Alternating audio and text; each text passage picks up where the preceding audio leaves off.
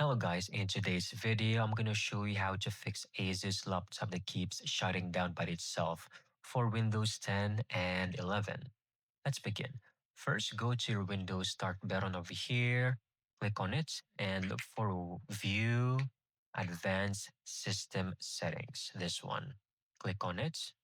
Over here, under Startup and Recovery, select Settings, and then automatically restart to make sure this is unchecked, and then click on OK. Next step would be to go to your Windows Start button again. This time, look for Edit Power Plan. Click on it, and then go to Restore Default Settings for this plan. And then just click on Yes. Then go to Power Options over here. Click on Choose what the power buttons do. Change settings that are currently unavailable. And then over here, turn on Fast Startup. Uncheck this and then click on Save Changes. For the next part, I want you to go to your Windows Start button again. You can right click on it, go to Device Manager, or again, you can just look up for Device Manager over here. Then you should be able to locate batteries. For example, I'm just going to choose display adapters. Okay.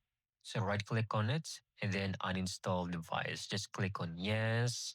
And don't worry, Windows will automatically reacquire and download those for you. All right. Now, the final step would be close this window. You need to go to your command prompt or CMD over here. Click on it and type command prompt, run as admin. Then you need to run these commands fc space / scan now, hit enter. It might take a while.